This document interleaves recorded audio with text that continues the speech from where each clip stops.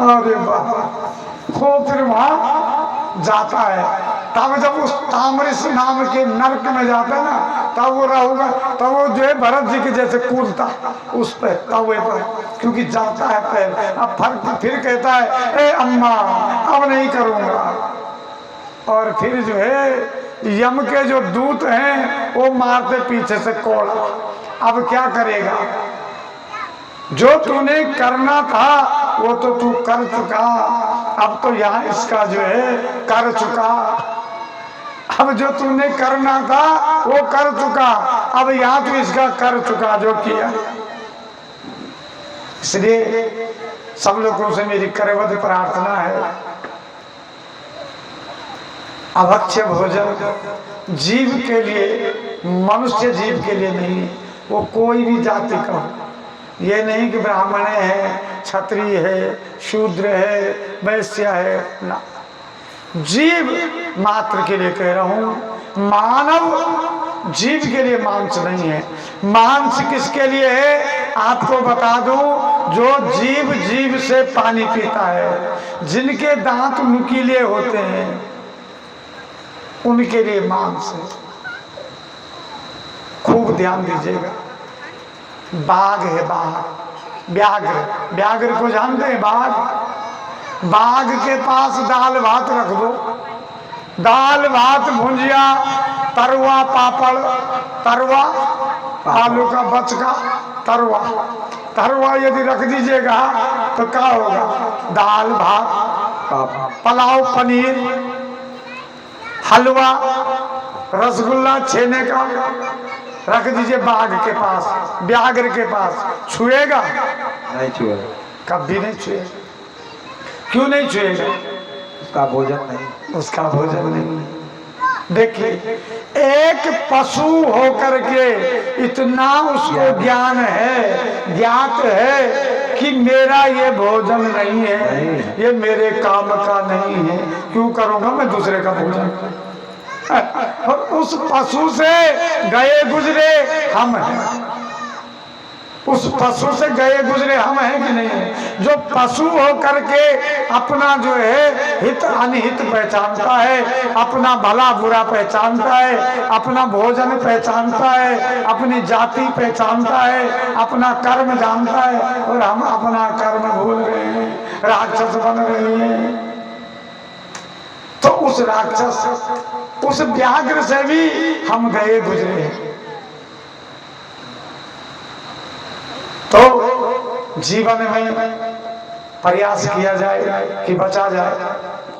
बाद बाकी हम तो 4 दिन हो गए, 3 दिन और बात करेंगे आप लोगों को, बाद बाकी आप समझदार, लेकिन बचा जाए तो वहां आपको हमारी बात जरूर याद आएगी। कहाँ? ताम्रिस नाम के नरक में, कि कुआं पकड़ी में एक बाबा आए थे, वो हमको समझाए थे, लेकिन हमारे पल्ले नहीं पड़ी। अब इस ताम्रिस नाम के नरक में अब कहाँ होगा वो बाबा? इसलिए जो है समझ जाओ, कल्याण चाहते हो तो वैष्णव बन जाओ। महाराज, शरीर बार बार नहीं मिलेगा, ये थोड़ी नहीं दोबारा मिलेगा। यू चोला अनमोल चोला दोबारा मिलनूनी, यू डोला अनमोल डोला दोबारा सजनूनी, यू चोला अनमोल चोला दोबारा मिलनूनी, यू डोला अनमोल डोला दोबारा मिलनूनी। ये मेरे यहाँ का भजन है, उत्तराखंड का। यू चोला अनमोल चोला, माने ये चोला जो है अनमोल है, मिला हुआ है, दोबारा नहीं मिलेगा। और जब आदमी जाता मर करके, कल देखे ने डोली अर्थी जा रही थी, तो यो डोला दोबारा सजनूनी, माने जो आदमी एक बार चले जाएगा फिर दोबारा तो नहीं। यू चोला अनमोल चोला दोबारा मिलनूनी, और यू डोला अनमोल डोला दोबारा सजनूनी। दोबारा से जो है ये चोला एक बार मिल गया, 84 लाख में योनियों के बाद, भटकने के बाद जब हमारे कोई कई जन्मों के पुण्य थे होंगे तो मानव शरीर हमको मिला। अब पता नहीं आगे क्या होता है, 84 में जाए। इसलिए भैया चेत जाओ बड़े प्रेम से। इसलिए महाराज अंध ताम्रस नरक भी है दूसरे का व्याख्यान सुन लीजिए। दूसरा अंध ताम्रस नाम का नरक है, जो किसी की झूठी गवाही देता है, बेमतलब में पैसा लिए करके और इसका उसका जो झूठी गवाही देता है वो अंध ताम्रस नरक में जाता है। तीसरा है रोरब नाम के नरक। तीसरा रोरब नाम का नरक कौन है? जो भाई का हक मारता है, रोरब नाम के नरक में। इसलिए किसी का हक नहीं मारना है, रोरब नाम का नरक। और पांचवा है महारोरब नाम का नरक, जो किसी के साथ जो है धोखाधड़ी करता है। इसलिए महाराज कुंभी पाक नाम का नरक है, किसी की हत्या करता है, बेमतलब में चोरी करता है, डकैती करता है, कुंभी पाक नाम के नरक में जाता है। और महाराज काल सूत्र नाम का भी नरक है। कितने नरकों का वर्णन करो, हाथ 12 बज जाएगा। इसलिए ध्यान दिया जाए, बचा जाए, किसी के साथ जो है झूठी गवाही न दिया जाए। कुछ लोग जो है क्षणिक धन के लिए ना, ठीक है, जो सत्य है वो सत्य है। और भैया इसलिए 28 नाम के नरकों का वर्णन है। महाराज नरकों में आदमी अपने कर्मों से जाता है। सुखदेव जी महाराज कहते हैं किसको? राजा परीक्षित को, कि एक अजामिल नाम का ब्राह्मण हुआ। कौन हुआ? अजामिल नाम का ब्राह्मण। ये कर्म कांड में प्रवीण था, विद्वान था बेचारा, वैष्णव था, कर्म कांड में प्रवीण था, सात्विक था। लेकिन क्या हम आपको बताएं महाराज, अभी अभी हम आपसे निवेदन किए कि काम हमारे हृदय में 3 जगह से प्रविष्ट करता है। एक आंखों के माध्यम से, एक कानों के माध्यम से, एक मुख के माध्यम से। आज जो है इस अजामिल पंडित जी ने क्या देखा, पूजा करके आ रहा था, कहीं पर जो है वैश्य वृत्ति हो रही थी, और इसने अपने आंखों से देखा। और इसने जब अपनी आंखों से देखा तो उस वैश्य को जैसे ही देखा तो ये मोहित हो गया, बड़ी सुंदर वैश्या है। और ये जा करके उसके पास गए और कहे चलो मेरे साथ। उस वैश्या ने देखा कि ये तो ब्राह्मण है, वैष्णव है, कर्म कांड में प्रवीण है, मेरे तो भाग खुल गए, तुरंत चल दी उसके पीछे। वैश्याओं का क्या है? उसने कहा मेरे तो भाग्य खुल गए। और वैश्या को अपने घर लाया। अपने घर में जो पत्नी थी, वैश्या कही ये कौन है? बोले ये मेरी परियान जी है, पंडितानी जी है। बोले कि या तो इस पंडितानी को रखो या फिर मुझे रखो, 2 में से एक चुनो। इसके प्रति अनुराग ज्यादा था। पंडितानी को बोला कि जाओ, आपकी सेवा पूरी हुई, अब आप जा सकते हैं। देखिए, और इस वैश्या को रख दो। अब पहले जैसा हम संग करेंगे वैसे तो गुण आएगा।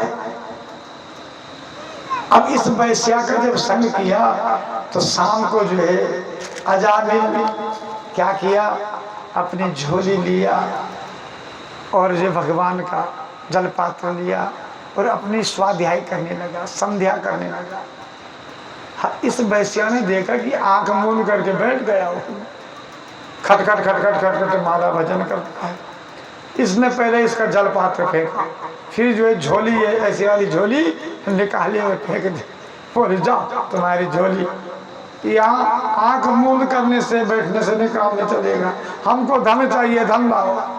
अब विचार है ब्राह्मण देवता, भाई जब कहीं काम चलेगा तभी ना धन लाएगा, काम ही नहीं चलेगा कहाँ तो लाएगा। तो इसलिए जो है परेशान कर दी। धीरे धीरे धीरे धीरे हुआ क्या, गलत का यदि हम संग करेंगे तो हमारे ऊपर भी असर आएगा। इसलिए तो जो है क्या कहे कल सुखदेव जी महाराज, जिता सनो जित श्वासो जित संगो जितेंद्रिया। संग अच्छा जीत, संग हमेशा अच्छा करो। गलत संग करोगे संगति से गुण आते हैं, संगति से गुण जात। रसरी आवत पातते कि सिल पर पड़त निशान। संगत के गुण होते हैं, इसलिए महाराज संगति से जो है, संगति से गुण आते हैं, संगति से गुण जाए। बांस फांस मिश्री सब एक ही भाव का है ना। बांस फांस मिश्री सब एक ही भाव बिकाए। जब मिश्री लेते हैं ना, ताल मिश्री, ताल मिश्री उसको कहते हैं। एक तो कटु मिश्री होती है, एक ताल मिश्री होती है। तो ताल मिश्री के अंदर धागा होता है, धागा होता है। तो जब हम दुकानदार के यहाँ जाते हैं और मिश्री तोलते हैं तो दुकानदार को ये नहीं कहते कि धागा हटा दो, वजन में लगेगा। इसलिए बांस फांस मिश्री सब एक ही भाव का। संगत से गुण आते कि संगत से गुण जाए। संग का असर, आज वैश्या का संग किया महाराज तो बुद्धि भी वैसे हो गई। धीरे धीरे धीरे धीरे दलदल में दलदल में दलदल में फंसता गया, पूरे रूप में फंस गया, अब संपूर्ण रूप से चला गया। अब क्या करता है, अजामिल सिर पर जो है काली पट्टी बांधता है, काला तिलक करता है, कुत्तों की टोली साथ में रखता है, वो डकैती करने जाता है। अब डाकू बन गया। पंडित अजामिल से, आचार्य अजामिल से, कानकुब्ज ब्राह्मण है ये, कानकुब्ज ब्राह्मण था ये। और जो है अब जो है आचार्य पंडित अजामिल शर्मा से जो है डाकू अजामिल बन गया। डाकू अजामिल अब तो नगर में जो है सब इससे डरने लगे। डकैती करता, चोरी करता, मर्डर करता, लूटपाट करता, घसीट करता। और इस वैश्या से इसके 2 पुत्र हो गए और तीसरा होने वाला है। अब जो है महाराज, तो आपको हम बार बार कहते हैं कि जीवन में जो है संतों का आगमन होता है तो क्या होता है, समझो कि नारायण मिलते हैं। और यदि जो है संत नहीं मिले तो नारायण भी नहीं मिलते हैं। तो संतों की कृपा हो तो नारायण मिलते हैं। इसलिए महाराज आज इसने क्या किया कि रात्रि का समय है, खूब सारा माल लाया, घर में आराम कर रहा। दूसरे दिन जो है दिन भर घर में रहता है, रात्रि को डकैती करने जाता। आज क्या हुआ, इधर कुछ संत है, श्रीधाम वृंदावन जाने के लिए कुछ संत जो है वृंदावन जाना चाहते हैं और वृंदावन के लिए तैयार हैं। वो यात्रा पे, दूर है वृंदावन। और महाराज सीधे चले जाते हैं कहाँ, अजामिल के गांव से जो है ये निकलते हैं। शाम का समय होता है।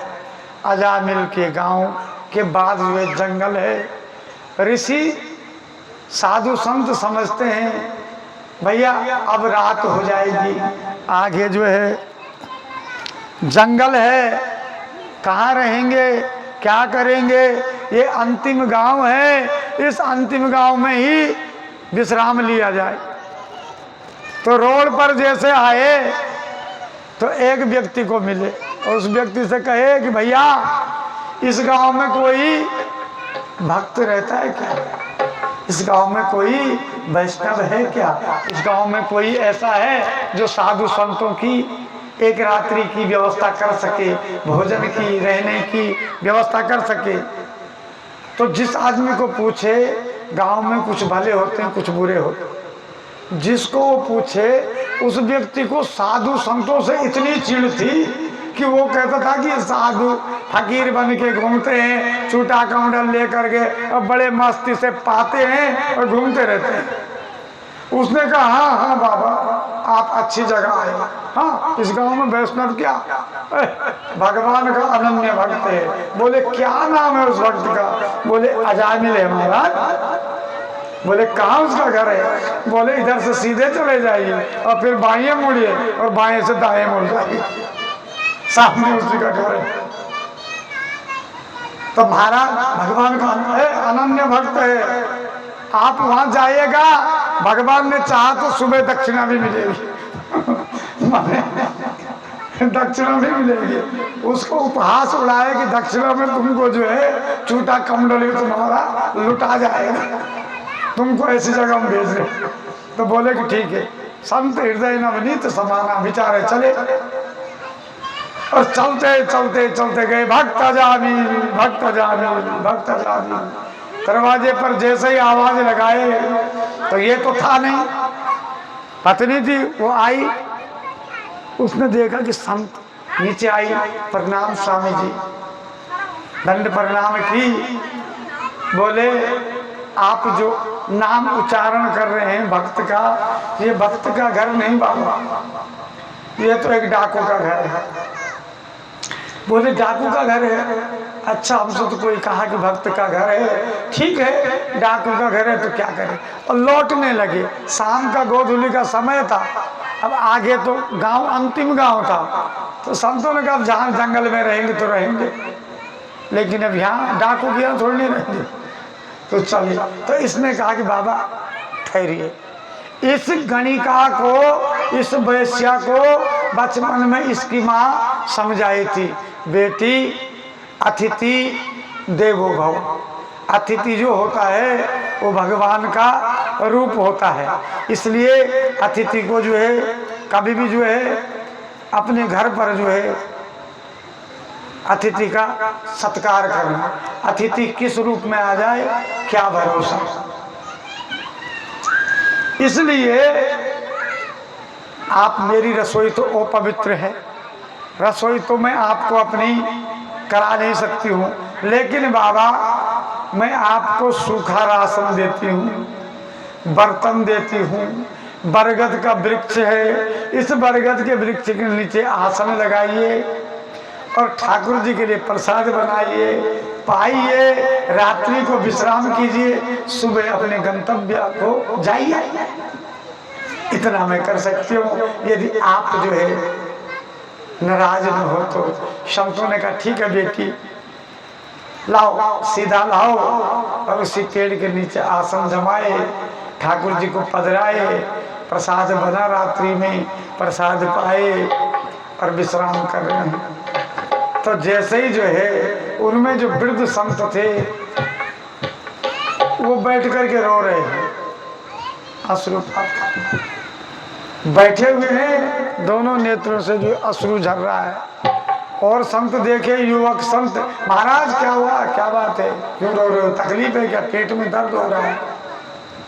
बोले ना, हम इसलिए रो रहे हैं कि हमने इस पापी का अन्न खाया है, और यदि हमने इस पापी को सुधारा ना तो फिर हमारा संतत्व खतरे में, फिर हमारा साधु होना व्यर्थ। देखिए परहित करते हैं साधु, संत हृदय नवनीत समा। और इसी कुंठा में जो है महात्मा जो है लगे हैं, लेकिन इसको गणिका को इसकी माँ कही थी कि अपने घर पर जो है अतिथि जो है आए तो उसका सत्कार करना। ये शरीर जो है बड़े बहुत दिनों में बहुत बड़े पुण्य से बड़े किसी जन्म के हमारे जो है अर्चे हुए पुण्य मिलते हैं, तब जाके हमको जो है ये मानव शरीर मिलता है। इसलिए आइए एक भजन हम भी करें। नर शरीर अनमोल रे प्राणी प्रभु कृपा से पाया है। नर शरीर अनमोल रे प्राणी प्रभु कृपा से पाया है। झूठे जग प्रपंच में पड़कर क्यों प्रभु को बिसराया है।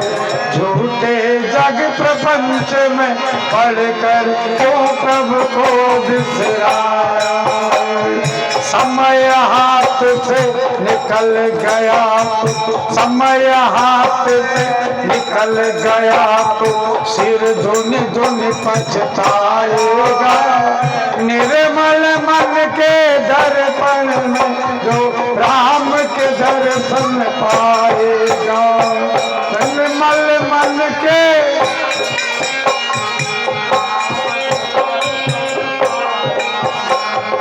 राम नाम के साबुन से जो मन का मैल छुड़ाएगा। राम नाम के मन का मैल छुड़ाएगा। निर्मल मन के दर्पण में वह राम के दर्शन पाएगा। पता नहीं किस रूप में आकर नारायण मिल जाएंगे। पता नहीं किस रूप में आकर नारायण मिल जाएंगे। निर्मल मन के दर्पण में जो राम के दर्शन पाएंगे। हर शरीर अनमोल रे प्राणी प्रभु कृपा से आया है। झूठे जग प्रपंच में पड़कर क्यों प्रभु को बिसराया है। झूठे जग प्रपंच में पड़कर क्यों प्रभु को बिसराया है। समय हाथ से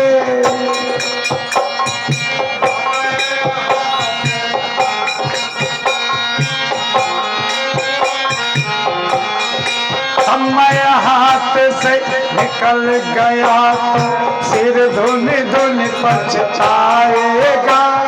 निर्मल मन के दर्पण में वो राम का दर्शन पाएगा।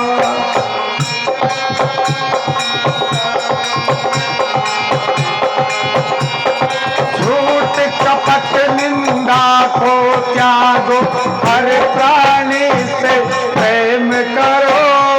झूठ कपट निंदा को त्यागो हर प्राणी से प्रेम करो। घर पर आए अतिथि कोई तो यथा शक्ति सत्कार करो। घर पर आए अतिथि कोई तो यथा शक्ति सत्कार करो। क्यों पता नहीं किस रूप में आकर नारायण मिल जाएंगे। पता नहीं किस रूप में आकर नारायण मिल जाएंगे। निर्मल मन के दर्पण निर्मल मन के दर्पण में वह राम के दर्शन पाएंगे। पता नहीं किस रूप में आकर नारायण मिल जाएंगे। निर्मल मन के दर्पण से राम के दर्शन पाएंगे। झूठ कपट निंदा को त्याग। झूठ कपट निंदा इसको त्यजो, इसको त्यज करो। अरे झूठ कपट निंदा को त्यागो, हर प्राणी से प्रेम करो। झूठ कपट निंदा को त्यागो, हर प्राणी से प्रेम करो। घर पर आए अतिथि कोई तो यथाशक्ति सत्कार करो। घर पर आए अतिथि कोई तो यथाशक्ति सत्कार करो। क्यों? पता नहीं किस रूप में आकर नारायण मिल जाएंगे।